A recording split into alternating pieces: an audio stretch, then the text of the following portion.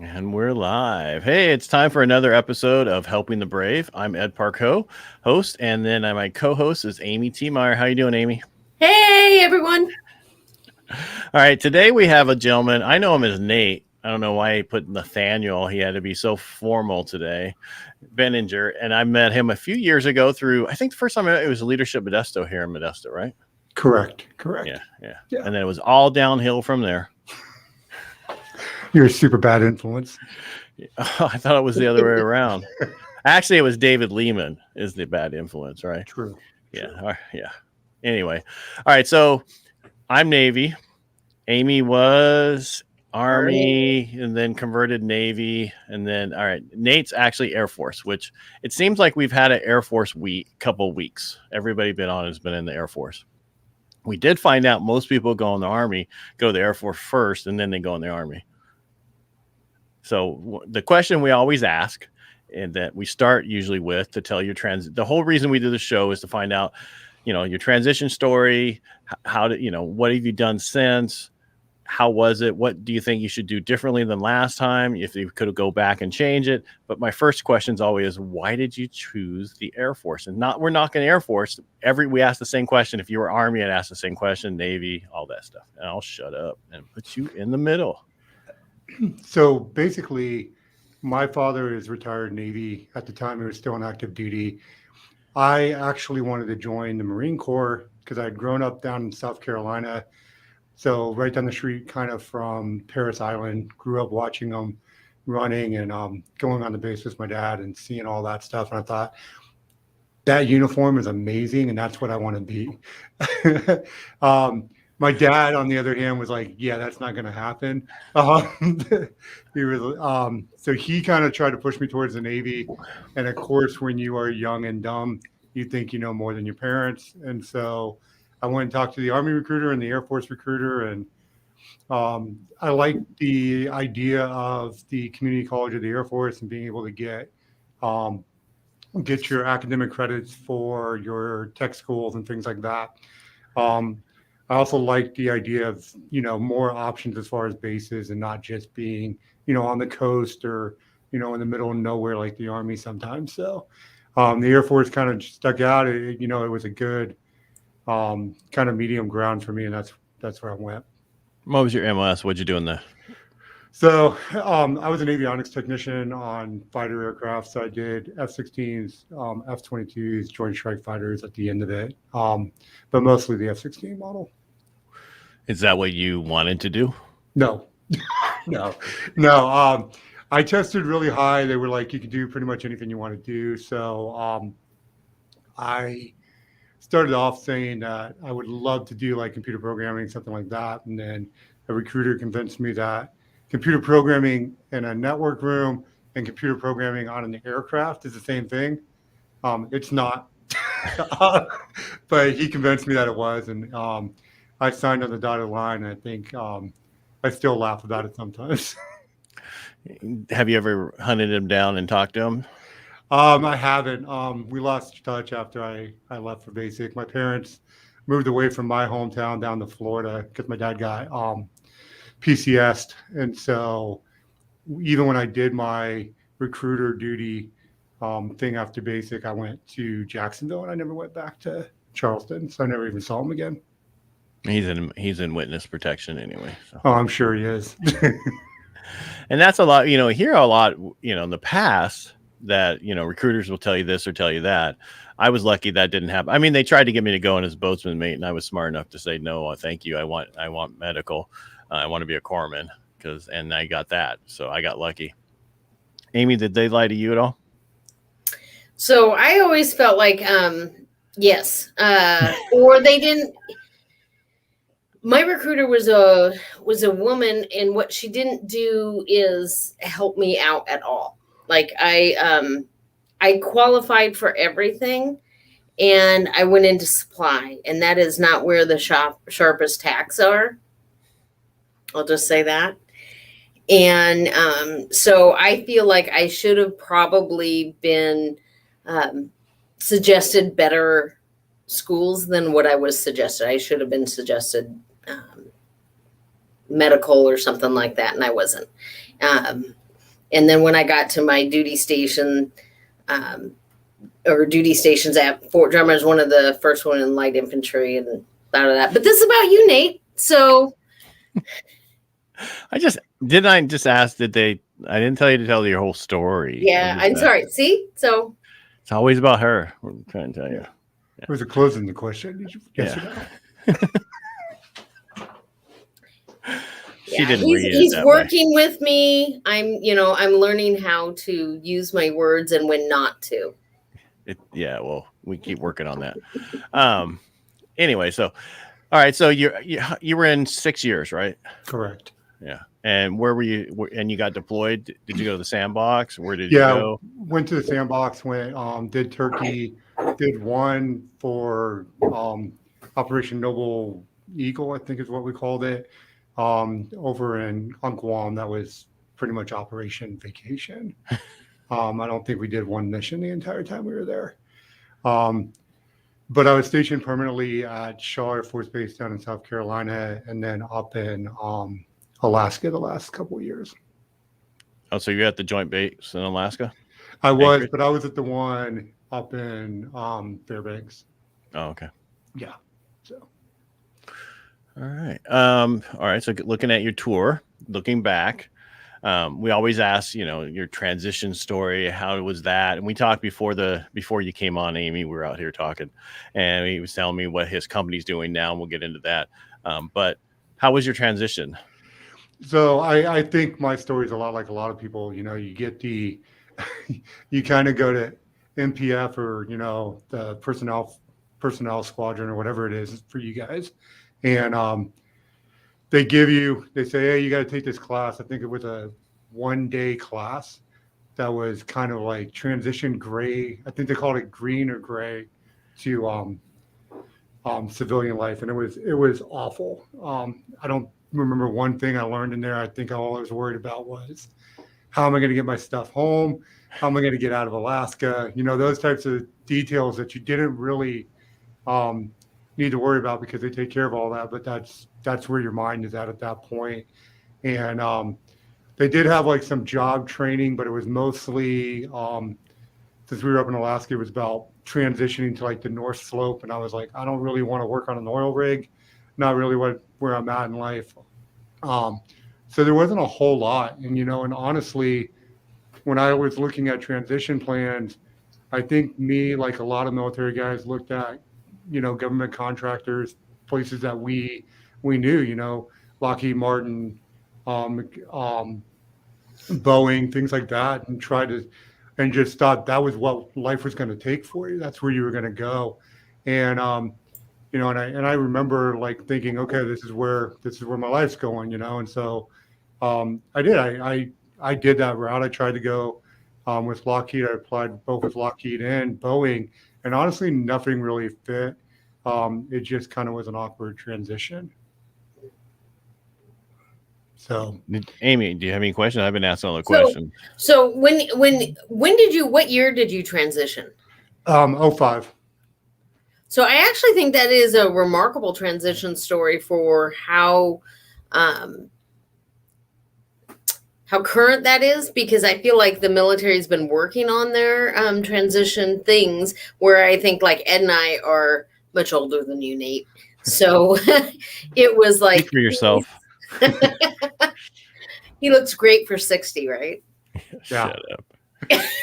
But so I'm surprised. I'm surprised by the Air Force, because I feel like they treat their airmen so much so well. I will just say that does actually surprise me, especially I guess in 2005 we think of what our battle rhythm was, and it was really starting to do the uptick. So maybe that had something to do with it, but that's a little surprising to me.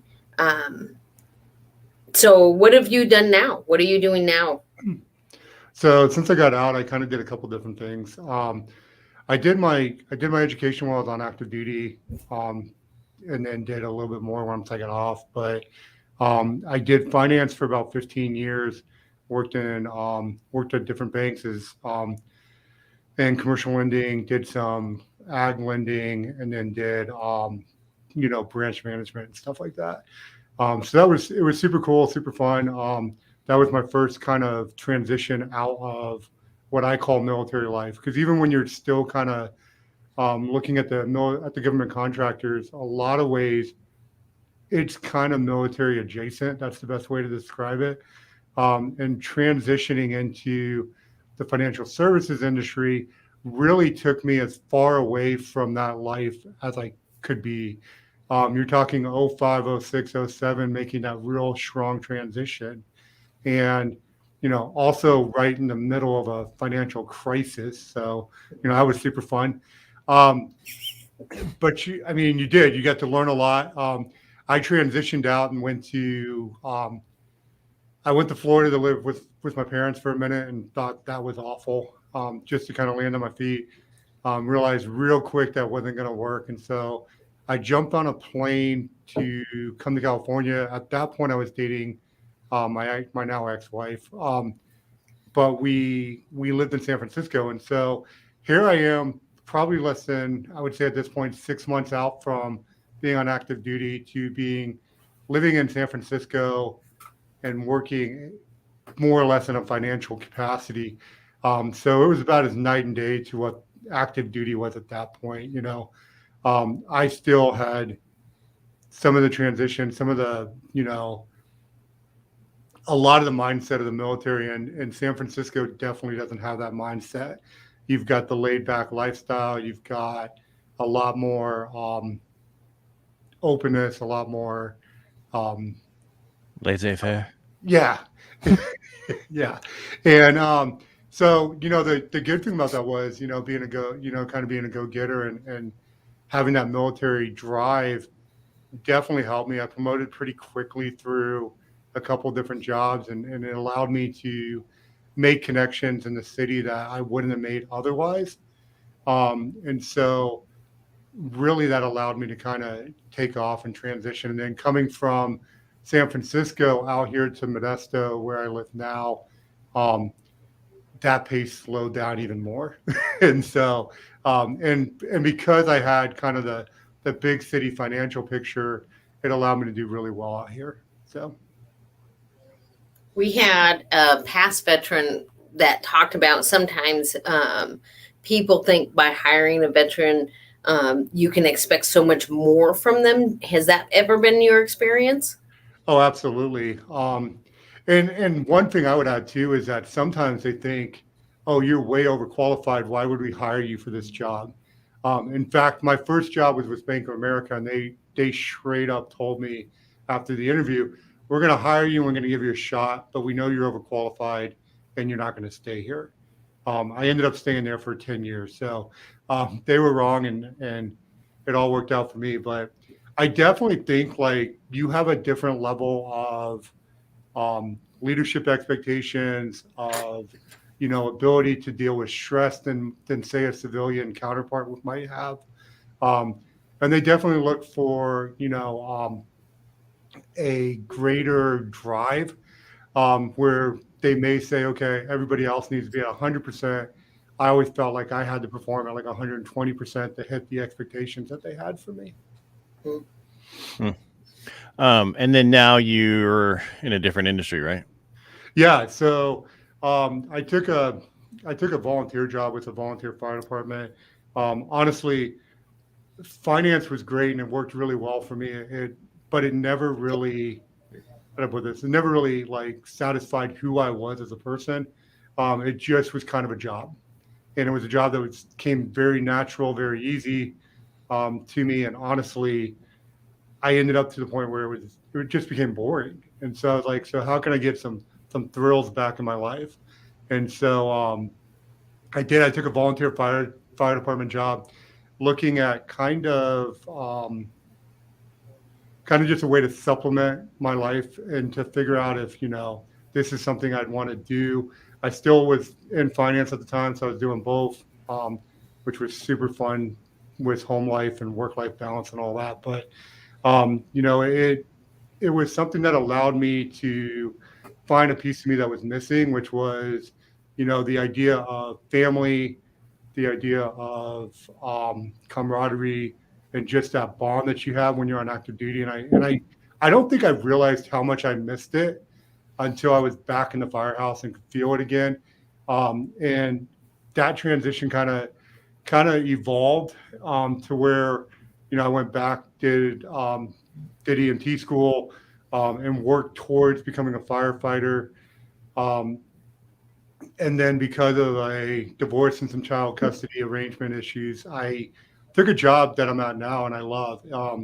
It's called on-site health and safety, but they do standby medical, non-emergency responses. They'll do OSHA training, so like CPR, confined space training, some hazmat stuff. And it's super interesting. It's very different than what I did before, but it's definitely more hands-on, and honestly, it's outside of an office, which I love too. Right. And I think a lot of people don't realize that when you get out, you're gonna have multiple jobs till the one you want, right? You have to go through different, because you think you want one thing, and then you go through. And I had multiple jobs when I got out until I've been in this industry for many years, so many years.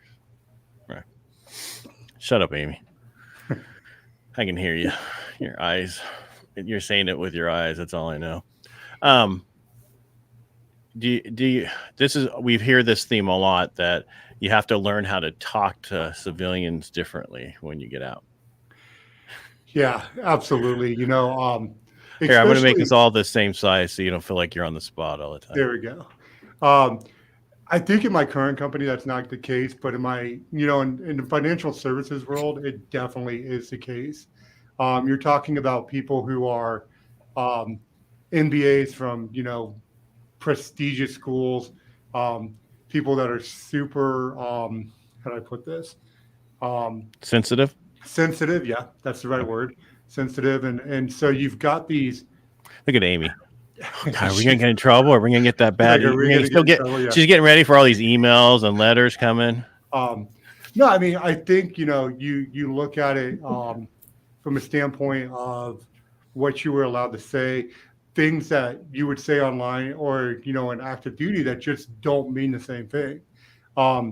If you say, lock it up, it would be tighten it up. To everybody else, that's like, okay, let's lock the doors and go home, right? We have our own language, and we don't realize it when we're on active duty. And when you get off, you got to remember that you've got to kind of take some time. And I think, I think it probably took me almost 18 months, maybe 2 years to really, relearn the English language in a way and get rid of all that, all the acronyms, all the lingo that we have, and really get back to the basics of being able to interact. And I say that, half joking, but I definitely remember being in some meetings and saying something, that totally could have gotten away with in the squadron setting where, you just kind of, and you're not even thinking, it just comes out of your mouth, and then you're like, nope, can't say that. So you kind of have to go back and like relearn that, like, some people don't have your dark sense of humor and don't understand that, like, we really are joking and we're having fun with each other.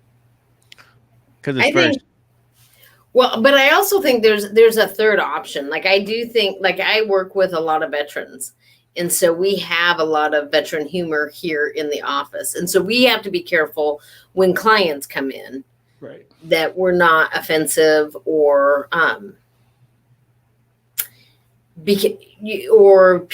misunderstood.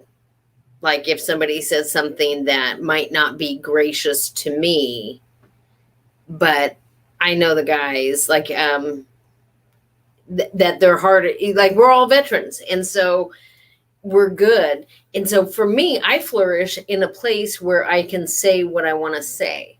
Yeah. But I think there's like, there's a flip side to that, because I can be very different politically and just where I am socially, but I really believe that my guys are going to have my back, regardless of how much we disagree in some areas. And I think that's a beautiful place to be. Absolutely. I don't feel like being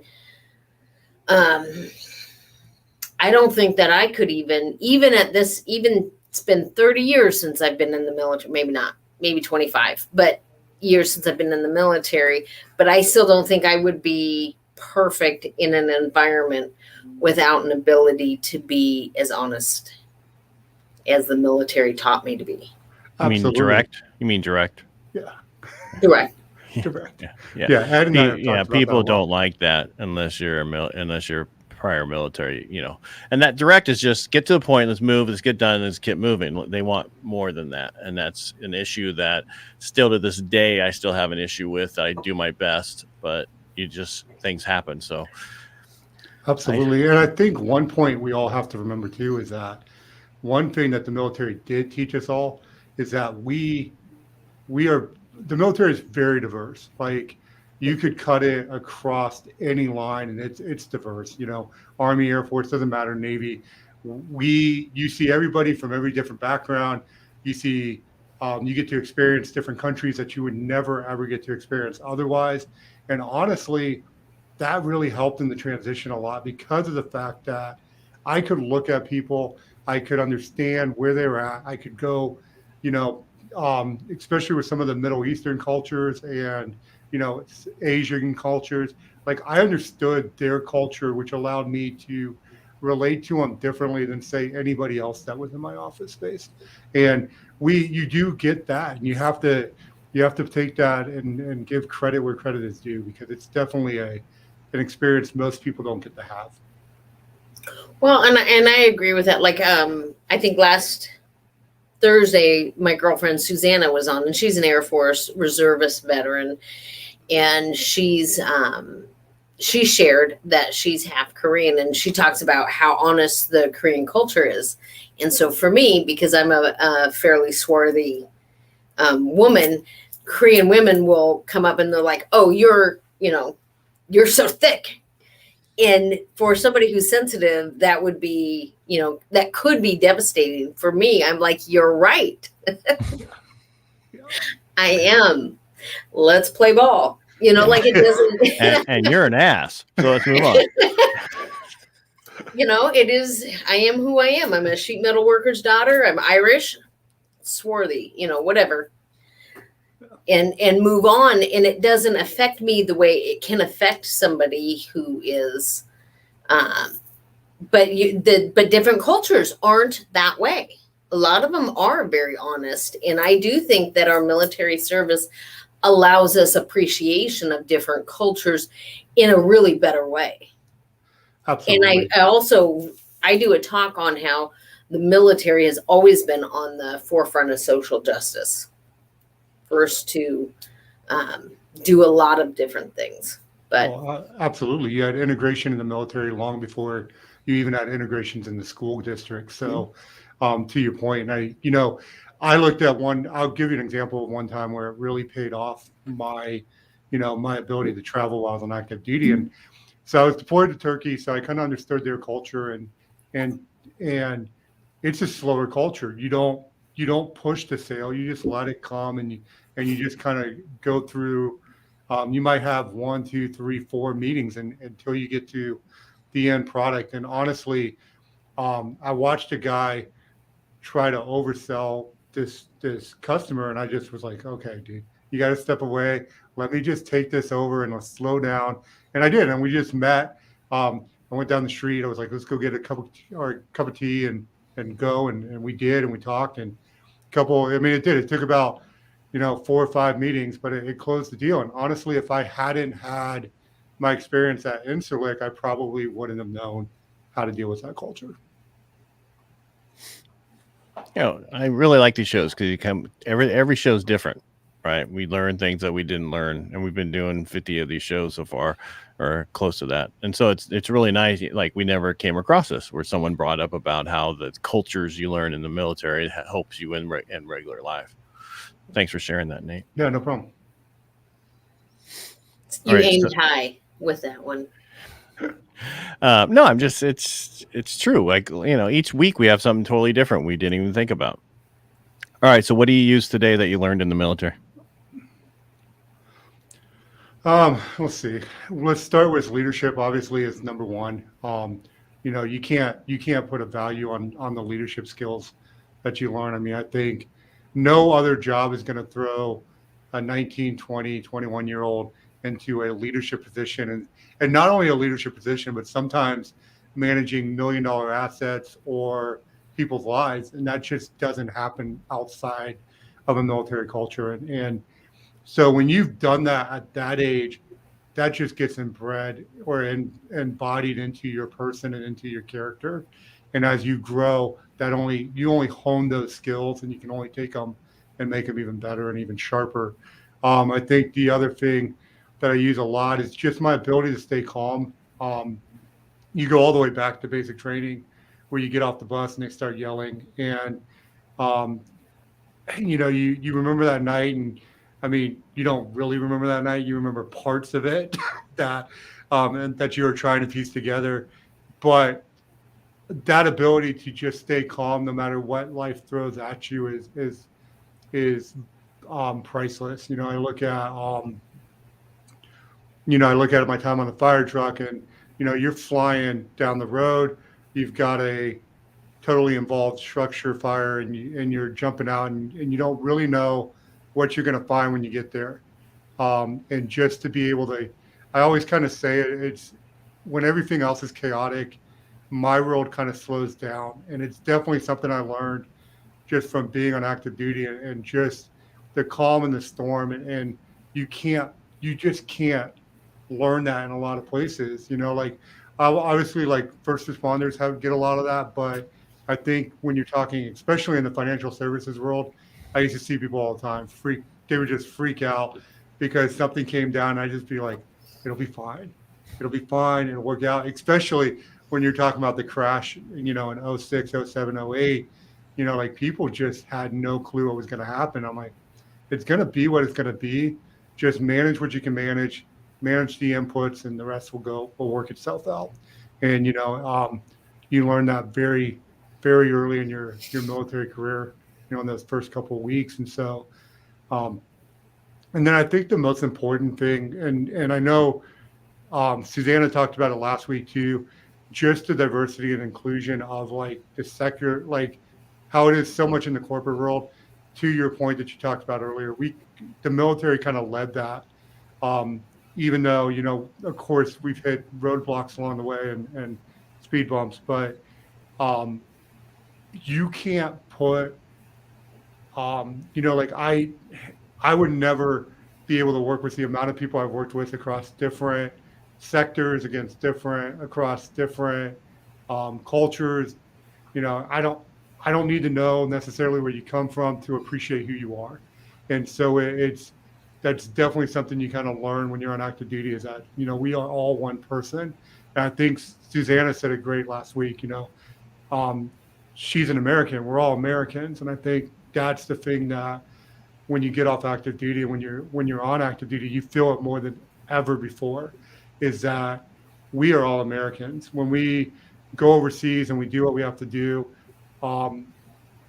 we are Americans.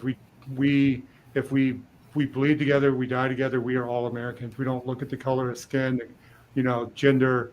None of that stuff matters at that point. And I think you take that with you when you leave. And I don't think it gets said enough that we just I think we get a bad rep sometimes because they're like, oh, you're military gun-toting people. And, we're not. We are actually super diverse. We have a true understanding of, different cultures and that diversity that nobody else gets. I'm still stuck on your watching Stripes, because you were in the Air Force boot camp. I don't think so. That was the movie Stripes you were talking about, right? No, it was different. I mean, because that's the biggest joke. Everybody thinks the Air Force doesn't really have a boot camp. You guys just go like the beach, right, and play volleyball. Yeah, we play golf. We really work on our handicap when we're in basic. All jokes aside, I definitely had a better handicap when I was on active duty than when I got off, but that's a whole different story. Basic training, yeah. I mean, I kind of laughed about it. I got on. I went in. I was playing soccer and basketball and baseball in high school, and then you go on active duty. I ran the first 2 miles. I think I ran them in like 11:30. And when I got out of basic, I ran them like 13:30. So that tells you a little bit about the physical activity that we had. But academic wise, it was definitely harder than probably some of the other ones. But physically, yeah, no, it was a joke. Yeah.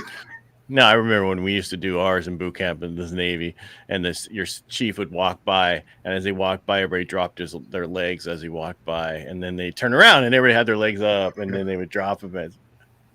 Yeah, that was that was our drill size. We didn't really work hard at boot camp, so yeah, I wasn't really in boot camp. Wow, what a story today, Nate. Yeah. So my boot camp or my basic training, because it's Army, so I always thought that boot camp was only Marines. But my first day in basic training, they woke us up at 4:00 in the morning with "Welcome to the Jungle." We got trash cans banging together just like in the real movies. That's what we got. We got service. It was 4:00. It wasn't 5. It was 4. We had just 4. Most of it just got in. Yeah, we had just got in at like 1:30, and they brought us in, and then at 4:00, you're bam, bam, bam. Yeah, fun. So when I went to basic training, actually CNN was there and filmed it. Babies going off to war. Because I looked like I was 12 years old. And I know this for certain because my daughter at 18 looked like she was 12 years old. Sorry, Sage. You didn't have to call her out. That's just rude now. Is now it? Everybody knows. I have a daughter named Sage. She's amazing. Yeah. All right. So when you transitioned out, did you plan the year before, or did you okay, I'm not going to sign the contract, I'm out of here? No, I mean, I was 23, I think, 22, 23. No, I had no plan. It was literally, I'm just going. In fact, at one point, even up until the end, I was still considering re-enlisting. I think a lot of what caused me not to re-enlist was I grew up in the military brat, like I said earlier. So I had moved around a lot, and you meet somebody, and you're like, and it changes your plans a little bit. I'd always said that I would not move my family around like my dad did, even though that was probably, looking back on it now, the best part of my life was moving around as a kid and getting to, I mean, I was in more countries by the age of 10 than most kids go in their entire life. And so but you don't appreciate that when you're young and you're like, oh, I don't want to do that. So I did. I met my ex-wife at that point about 6 months out from when I was supposed to get out anyway. And so, no, it became a very quick transition plan of not re-enlisting. And but yeah, no, I didn't know what I was going to do. I knew I wasn't going to stay in at that point. So for a clarifying question, yeah. Do you feel like the transition services at that time in 2005, because from hearing it sounds kind of like the Air Force failed, but do you think it was you just weren't even in the headspace? Because if you're thinking re-enlistment, you're not necessarily thinking transition services, or do you feel like both, like the Air Force failed you and then you failed to understand? I think it was a little bit of both. I think, honestly, the Air Force actually did have a really good program. To your point that you guys were making, they did have a good transition program. The problem was it wasn't always integrated at each base to the best of the ability. So if you transitioned out of a base that, maybe in the lower 48 or somewhere where, people transition out of a lot more frequently, it would have been better. I think, honestly, Eielson was kind of behind the times when it came to their transition plan.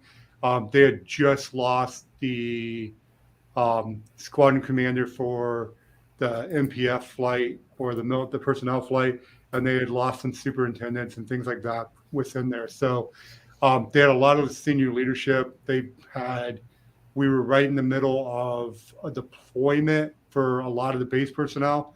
And so that kind of played a factor, or at least I'm going to believe it played a factor in what happened. And then, yeah, part of it is me. I mean, part of it was I had one mindset, and my mindset changed very quickly. And so part of it was on me and trying to figure out, when you are worried about different things like getting your car home or getting this out of there, you're not really thinking about what am I going to do when I get home. Plus, you usually have a little bit of money or, some leave time saved up. So you're like, I'll figure it out then. But unfortunately, you don't always get that choice. Well, and I think that's very typical, I think, of a 23-year-old mind. Absolutely. Like it's so different. So if you had been, I also think like if you had been married with kids at that time, your thoughts of sustainability of income and different things like that would have been in a different place. And so I appreciate the honesty, because and I think this is why we do this, is just sharing all the stories. Yep. So that people can, wherever they are, identify with different nuggets of wisdom and stuff like that, because it's true. I think a 23-year-old mindset, regardless of military service, sometimes is not always the brightest about everything that the military is trying to offer them. Yeah, you're very tunnel visioned at that point.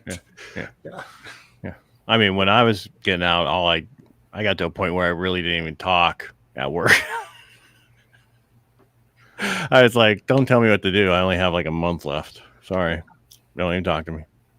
I'm just going to sit here. Yeah, you're kind of like, how much trouble can I get in before? Right. What are you going to do? Throw them in the brig for 30 days? All right. I don't care.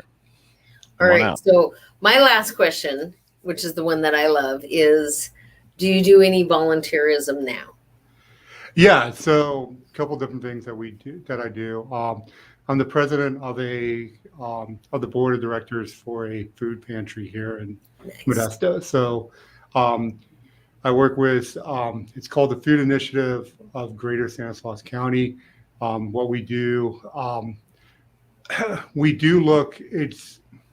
try to service families more than just, one-offs, but we also do, we have a mobile farmers market, which we take fresh produce. Obviously, Modesto is a big ag area in California, so you have fresh produce everywhere. And so when farmers clear their land, we'll go in and glean the rest of it before they go in and mow it down, which gives us fresh produce that you couldn't necessarily sell because the tomato's weird or whatever it is. But we're then able to take that basically for free and give it out to the public and make sure that they get food that is not only sustainable, but is also healthy for them. Because I think with a lot of, we've noticed with a lot of food pantries, you end up with a lot of high starches, high carbs, which is great because they're getting fed, but it's still not nutritious food. So we really make an emphasis on getting them healthy, nutritious food out into the community and try to help them out that way. And then we also we have another program underneath where we do some job transitioning and things like that, which are super cool. We'll do it. We've done it a couple times where we've had, there's another nonprofit that does showers for the homeless. They'll come in, we'll take a homeless guy, get him showered. Then we have beauticians and cosmetologists that are volunteers that will cut their hair, shave their beards, get them kind of looking nice. And then we have a clothes pantry or a clothes closet. We get them dressed up in an interview type outfit. And then people like myself and others will help them write their resume and get them some work experience. And then we actually have, entry-level position job seekers that are there trying to hire. It's a great little avenue. She's going to cry. I know. It's like, she's Army. Prior Army. She is crying. I can hear her. A question for you. And we talked about this, about transitioning now. They have a totally different program now, transitioning out of the military, right? You were talking about it before we went on air. You want to bring that up a little bit and what your company is doing? Yeah. So that you work for? The company I work for now, we are trying to get our certification for Skill Bridge. Skill Bridge is a transition program that the DoD has come up with for all branches, which allows them, in their, I want to say it's their last 90 to 6 months or 90 days to 6 months, to kind of do an internship with companies on the outside. So they get their foot in there. It's paid for. It's a paid internship. They're allowed to leave their active duty job for those 3 weeks and do these internships. So like what my company has done is we have set up a kind of like a health and safety kind of certification process. So part of it is online, part of it is in the field with, say, a person or like a supervisor or manager like myself. We go out in the field with you. We'll teach you. We'll train you on the job. The online portion gives you some of your OSHA certifications that may not necessarily translate. You may have done it on the active duty, but it doesn't necessarily translate out. And so we help you get those actual certifications to where they transition with you when you leave. And so it's definitely a program that we are excited about. We should hear relatively soon about getting our certification approved. Obviously, DoD and the administration have some other issues right now that they're dealing with, so we're kind of waiting on all that to play out. But we are excited about it. Our goal is to have a 75% veteran workforce. So we are pretty pro-vet as it is. We take a lot of combat medics and things like that and help them transition out because we are, in fact, in October, we're actually going to Camp Pendleton and doing a job fair and trying, and recruiting veterans even before they get out. So, yeah. So is the program specifically for those who are transitioning out now, or is there aspects of it for people who have transitioned out? So say like, so there's two questions. Is it just in California? And the second question is it only for currently transitioning service members? Okay. So number one, it won't be in California only. We're actually in California, Oregon, Washington, Nevada, Florida, North Carolina. We're looking at Tennessee, Georgia, Alabama area. We're up in DC, in the Boston and New York area as well. So it does take you across state lines. This specific program is specifically designed for active duty transitioning out. We do have some services for veterans, and we are definitely pro-vet and try to get them in there. In fact, I've worked with and helped the certification process for some of the vets that, maybe, they've been out for a year and a half or 2 years and they just can't find their footing. And they're like, you know what, I've got all this training and I did all these, because we do get this great, first aid, we're going to call it first aid training, for like buddy care, combat first aid and stuff. And so we can take that then and apply it towards like you call it a EMR, which is an emergency responder, versus like an EMT where you actually start to get into the medical side of things. And what that allows them to do is do a lot of the work that we do. There is still some stuff that they can't do, but it kind of helps them in that transition process. Now, the DoD program, though, is nationwide, and that's for vets transitioning. Correct. That's worldwide and nationwide. Yeah, for sure. Could we put a link to information about the program, maybe Yes, on ma'am. Helping the Brave? Yep. Yes, we I'll could. send it over to the info email, Yeah, and you and- guys can slap it up Oh, there. we can add it after the fact. Perfect. Amy just shows up. She doesn't know how it works. She just, shows up. Actually, she's getting really good. Technology. She's getting really good at scheduling and all that There you other go. stuff, doing the thumbnails and all that. But you were my guest, so I do that. So whoever's the guest is the one who does that. We just make it that way. So. Absolutely. All right. It was nice having you on today, Nate. Anything else you want to say? Yeah, I think you guys, I think if I could tell anybody coming off active duty or, transitioning out, couple things I would say is number one, make sure that you take it seriously. Like even if you're 23, I get it. I was there. I did it. I admitted I did it. Take it seriously. Like you have a plan, have a strategy, know where you're going. Um, Anybody going on the active duty, I would tell you immediately, start with your tuition assistance, get into school. I don't care what you want to study, just get in there and start it. Hit the books early. Take advantage of that while you can. I mean, that's, there's kids out there with $100,000 in student debt, and you can come out with none. So take advantage of that. And then lastly, I think don't get discouraged. I know it's hard sometimes. You get out, you think it's going to be a super easy transition, and then you hear your first no or you hear your second no. Stay at it. Use the resources that you have, whether it's the VA, the VFW, whoever it is, your buddy that was on active duty with you. Call people, use your network, use your friends, stay connected. I think one of the number one things that is the most dangerous for veterans getting out is losing that connection and losing your network. So keep your network strong, and you'll go far. Yeah, I think the difference these days is you have ways to stay connected with everybody, right? When I got out, there wasn't this at all. So, and it's actually funny, I'm getting connected to people that I was in. They're starting to be like, oh, great job on this guy. And I'm like, you're coming on. And they're not coming on. So yeah. They just, they don't think they have anything to add. And the issue is we all have something to add through the process. Everybody has a story that you need to tell and how you transition, what happened.